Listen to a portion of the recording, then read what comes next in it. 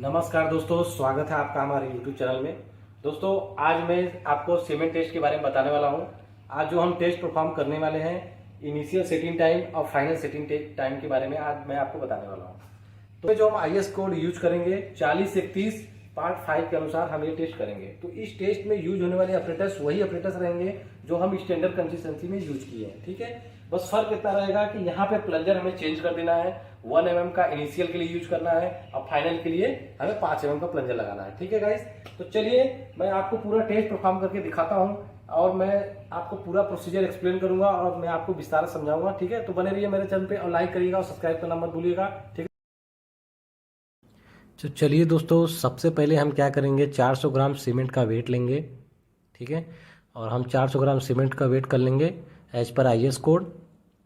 ठीक है गाइज, फिर उसके बाद सबसे मोस्ट इम्पॉर्टेंट रहेगा दोस्तों वाटर कितना परसेंट हमको लेना है इस टेस्ट को परफॉर्म करने के लिए। ठीक है, तो जो वाटर हम यूज करेंगे ये चेक करने के लिए आप मेरा पीछे का वीडियो देख सकते हैं जिसमें स्टैंडर्ड कंसिस्टेंसी हम फाइंड आउट किए हैं। जब तक स्टैंडर्ड कंसिस्टेंसी नहीं निकालेंगे तब तक हमको वाटर नहीं मालूम चलेगा कि हम इस टेस्ट को परफॉर्म करने के लिए कितना परसेंट वाटर लेंगे। ठीक है, तो इसके लिए हम एक फार्मूला यूज करते हैं एज पर IS कोड। जैसा कि आपको देख सकते हैं मैंने किया है इस पर P/0.85 ये फार्मूला है एज पर IS कोड, जहाँ पे P हमारा है कंसिस्टेंसी। और दोस्तों, हम पीछे वीडियो में आपको कंसिस्टेंसी के बारे में बताया था, तो उसमें हमारा कंसिस्टेंसी आया था 32%। ठीक है, तो 32% का 0.85 हम करेंगे तो हमें मिलेगा 27.2%। ठीक है, और फिर उसके बाद हम टोटल वेट ऑफ सीमेंट से 27.2% जब निकालेंगे टोटल वेट ऑफ सीमेंट का 400 ग्राम का, तो हम जैसा कि आप देख सकते हो मैंने कैलकुलेशन किया तो 108.8 ग्राम आया वाटर। ठीक है, तो 108.8 ग्राम वाटर हम वेट कर लेंगे। जैसा कि आप देख सकते हैं हम बैलेंस पे वेट कर रहे हैं और ये बैलेंस जो यूज कर रहा हूँ मैं वेट करने के लिए, इसका लिस्ट काउंट है 0.1 ग्राम। ठीक है, अब चलिए हम इस टेस्ट को परफॉर्म करते हैं। सबसे पहले दोस्तों, हम ये आपको बता दें कि इस टेस्ट को परफॉर्म करने से पहले हमें रूम का टेम्परेचर सेट करना पड़ता है जो 27 डिग्री सेल्सियस ±2 होता है। ठीक है, और रिलेटिव ह्यूमिडिटी होना चाहिए 65%। ठीक है, तो पहले हम क्या करेंगे, हम ये प्लेट यूज कर रहे हैं जो कि आप देख सकते हैं। इस प्लेट को हम साफ करके और हम जैसे ही सीमेंट सैंपल में वाटर ऐड करेंगे वैसे ही हम स्टॉप वॉच चालू कर देंगे। ठीक है, ताकि हमें ये 3 to 5 मिनट में ही इस टेस्ट को परफॉर्म करके हमें विकेट मोड में भर देना है। ठीक है गाइज, और ऑपरेटर्स के बारे में आपको मालूम ही है, हम इस टेस्ट को परफॉर्म करने के लिए विकेट ऑपरेटर्स का यूज करते हैं। और सबसे पहले टेस्ट में करने से पहले आप देख सकते हैं जैसा कि हम ऑयलिंग कर रहे हैं, हम ग्रीसिंग करके अच्छे तरीके से विकेट मोल्ड में ग्रीसिंग लगा देते हैं और नॉन पोरस प्लेट पे ग्रीस लगा देते हैं, ताकि हमें जब इस टेस्ट को परफॉर्म करने के बाद हम अगर सीमेंट सैंपल को बाहर निकालें तो उसकी वजह से हमें कठिनाई ना हो, आसानी से निकल जाए। ठीक है, और भी हमें टेस्ट करना होता तो हमें प्रॉब्लम नहीं क्रिएट होगा। तो नॉन पोरस प्लेट ये है। अब इस नॉन पोरस प्लेट में भी हम ग्रीसिंग करेंगे।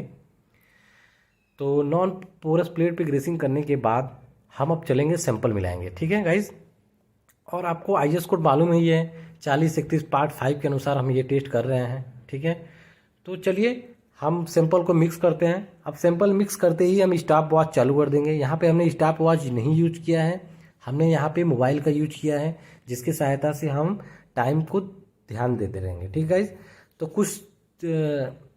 कुछ टाइम के लिए हम वीडियो को लेस कर दिया, टाइम लेस यूज किए हैं ताकि हमको वीडियो लंबा ना हो और आप लोग को अच्छे तरीके से समझ में आए। ठीक है, तो ये ट्रॉयल की सहायता से हम मिक्स करते हैं। और गेजिंग ट्रॉयल के बारे में मैं आपको पीछे वाले वीडियो में बताया ही था, सारे ऑपरेटर्स के बारे में आपको पीछे वाले वीडियो में बताया है, स्टैंडर्ड कंसिस्टेंसी फाइंड आउट किया है, तो आप वो वाला वीडियो जाके देख सकते हैं तो आपको थोड़ा सा अच्छे से क्लियर हो जाएगा। और वैसे गाइज अभी एग्ज़ाम का दौर चल रहा था इसलिए मैं वीडियो नहीं बना रहा था, बहुत गैप चल रहा था। DSSB का वैकेंसी आया है JEE के लिए, JEE दोनों के लिए आया है। ठीक है, अब वाटर ऐड कर दिए हैं। अब उसके बाद हम समय नोट करेंगे, अब समय के हिसाब से हमें काम करना है। ठीक है गाइज, इनिशियल सेटिंग टाइम और फाइनल सेटिंग टाइम तो गाइज इसीलिए हम फाइंड आउट करते हैं ताकि हमको ये मालूम चले कि एक ऐसा समय होता है जिस पे सीमेंट अपना प्लास्टिसिटी लूज करना शुरू करता है, और एक ऐसा स्टेज आता है जब सीमेंट अपना प्लास्टिसिटी लूज करना बंद कर देता है। ठीक है, तो वो स्टेज होता है हमारा फाइनल सेटिंग टाइम, और वो स्टेज होता है जब शुरू करता है वो स्टेज होता है हमारा इनिशियल सेटिंग टाइम। ठीक है, तो मिक्स करने का भी आपको एक तरीका मालूम होना चाहिए, जैसा कि ये हमारे लैब टेक्नीशियन देव कुमार के द्वारा किया जा रहा है। आप देख सकते हैं अच्छे तरीके से आपको मिक्स करना है ताकि आपका रिजल्ट अच्छा है। ठीक है गाइज, अब ये एक मोस्ट इम्पॉर्टेंट बात और आप आपको बता दें कि जब हम इस सैंपल को बीकेट मॉल में भरने के बाद हम जब टेस्ट परफॉर्म करेंगे तो उसमें जो हम प्लंजर पहले लगाएंगे इनिशियल टाइम में, वो प्लंजर का थिकनेस होना चाहिए 1 mm। ठीक है, यानी 1 mm डाया का वो प्लंजर होगा, और उस प्लंजर की सहायता से हम इनिशियल सेटिंग टाइम करेंगे। फिर जब फाइनल सेटिंग टाइम में हम प्लंजर यूज करेंगे वो 5 mm डाया का होगा। ठीक है गाइज, तो चलिए मैं आपको दिखाता हूँ। तो जैसा कि आप देख रहे हैं हम अच्छे तरीके से मिक्स करके और टाइम का ध्यान रखते रहेंगे, और room temperature is the most important. अगर रूम टेम्परेचर आपका नहीं सेट रहेगा अच्छे से तो हमें रिजल्ट अच्छा नहीं मिलेगा, इसलिए पहले तो रूम टेम्परेचर हमें सेट करना पड़ता है, नहीं तो फिर हमें रिजल्ट अच्छे नहीं मिलेगा और लेट मिलेगा। इनिशियल टाइम और final setting time late perform होगा।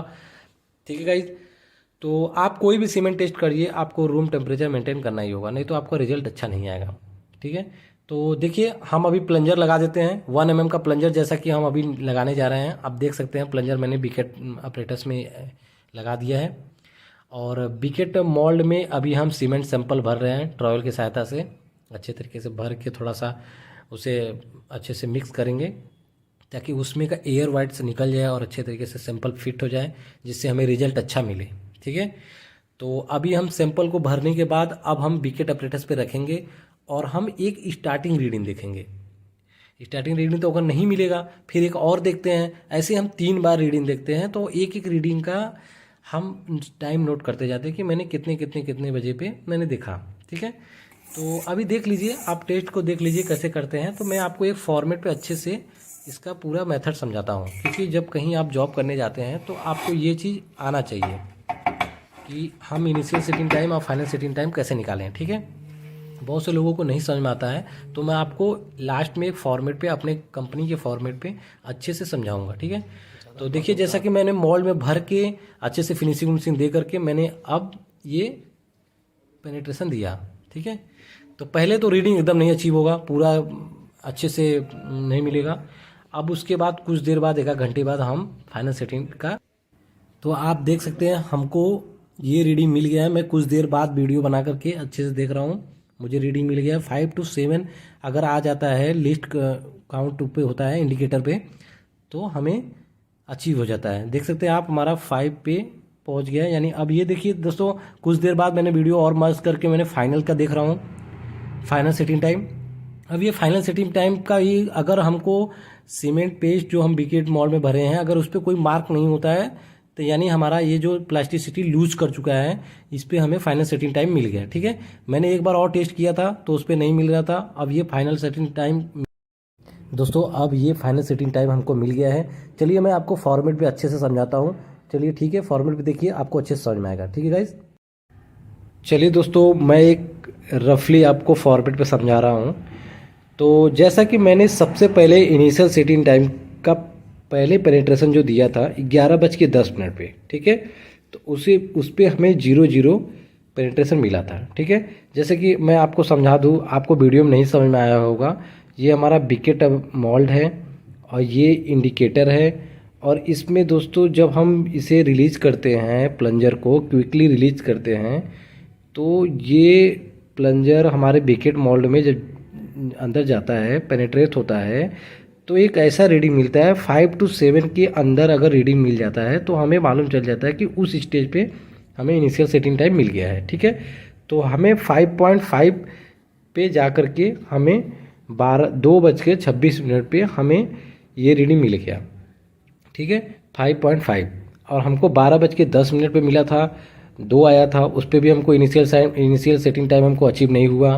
ठीक है, और जैसा कि आप देख सकते हैं मैंने इनिशियल सेटिंग टाइम निकाला है 196 मिनट आया। ठीक है, आप देख सकते हैं मैं 11:10 पे निकाला हूँ और उसके बाद मैंने 2:26 पे हमें ये रीडिंग मिल गया। तो आप निकाल सकते हैं इतना टोटल आएगा आपका 196 मिनट। ठीक है, आप कैलकुलेट कर लीजिए दोस्तों। 1 घंटा 11:10 पे 1 घंटा, 11:10 से 12:10 1 घंटा, 12:10 से 1:10 2 घंटा, फिर उसके बाद 2:26। ठीक है, यानी कि दोस्तों आप अगर कैलकुलेट करिएगा तो 196 मिनट आएगा। ठीक है, अब फाइनल सेटिंग टाइम देखिए आप। फाइनल सेटिंग टाइम दोस्तों हम 3:35 पे देखें तो हमें कोई मार्क नहीं मिला, मार्क मिल गया। और हम 4 बजे देख रहे हैं तब भी हमको मार्क मिल रहा है विकेट मोल्ड के ऊपर। जब हम प्लंजर क्विकली रिलीज करते हैं 5 डाया का प्लंजर लगाने के बाद, तो हमें उस पर मार्क अगर मिलता है तो समझ लीजिए कि हमें फाइनल सेटिंग टाइम नहीं मिला। ठीक है, तो हमें 4:23 पे मार्क मतलब मोल्ड के ऊपर मार्क दिखना बंद हो गया। तो जिस पे हमें मिल गया 4:23 पे हमें फाइनल सेटिंग टाइम मिल गया। ठीक है गाइज, तो फाइनल सेटिंग टाइम अगर हम निकालेंगे, कैसे निकालेंगे final setting time? Final setting time हम 11:10 से 4:23 के बीच में कितना समय लगा वही हमारा फाइनल सेटिंग टाइम है।